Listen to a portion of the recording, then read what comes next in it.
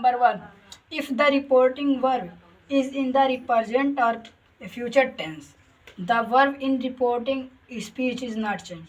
मतलब if the reporting verb is in present और future, मतलब अगर रिपोर्टिंग वर्ब प्रेजेंट का है या फ्यूचर टेंस का है तो रिपोर्टेड स्पीच का जो वर्ब है वो नहीं चेंज होगा। कैसे, देखिए सबसे पहले प्रेजेंट का बता रही हूँ। He says I am eating the food, तो ये देखिए प्रेजेंट टेंस का है, प्रेजेंट इंडेफिनिट टेंस का। कैसे पता, लास्ट में यस लगा है वर्ब के अंत, तो इसका मतलब प्रेजेंट का है। तो इसका होगा he says I am eating the food, वह कहता है मैं भोजन कर रहा हूँ।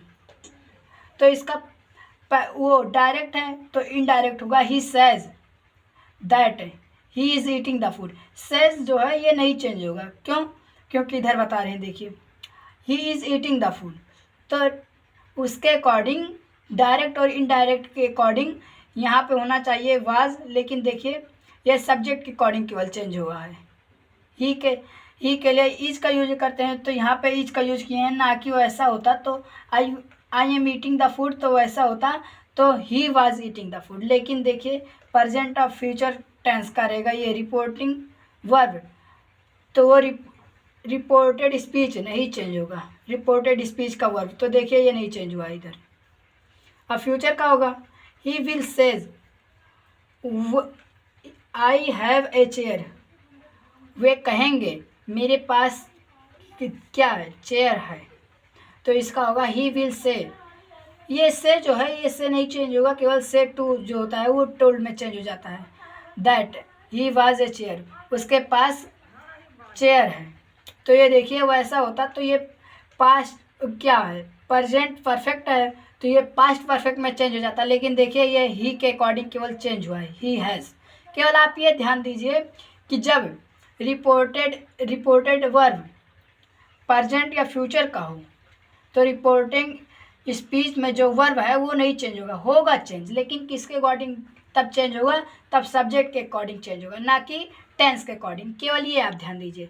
अब रूल नंबर 2 पे आते हैं। द मॉडल वर्ब कुड हो गया, वुड हो गया, should, might, must not, will not change in reported speech. The modal verb में से कुड हो गया, वुड हो गया, शुड, माइट, मस्ट, नॉट, तो ये रिपोर्टेड स्पीच में नहीं चेंज होगा। कैसे, देखिए कुड का, कुड मतलब सका या सकता है या पाया।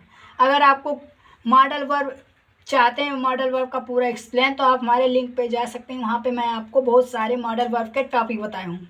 तो यहाँ कुड का एक एग्जांपल है, he said I could finish my work, उसने कहा मैं अपना काम कर चुका या कर सका, तो इसका होगा डायरेक्ट का indirect, he said that he could finish his work. तो ये देखिए कुड यहाँ था तो कुड ही है, नहीं चेंज हुआ है, तो इसका हिंदी होगा he said that he could finish his work, उसने कहा कि वह अपना काम कर चुका। अब वुड मतलब क्या होता है, चाहिए होगा।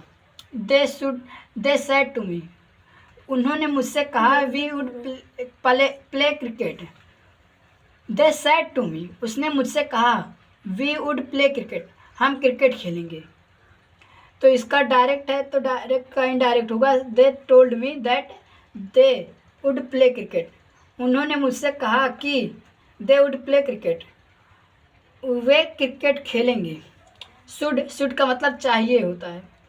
Mohan said to me you should walk daily, Mohan ने मुझसे कहा तुम्हें रोज़ाना चलना चाहिए, टहलना चाहिए, तो इसका इनडायरेक्ट होगा। Mohan told me that I should walk daily, Mohan ने मुझे बताया कि मुझे रोज़ाना चलना चाहिए।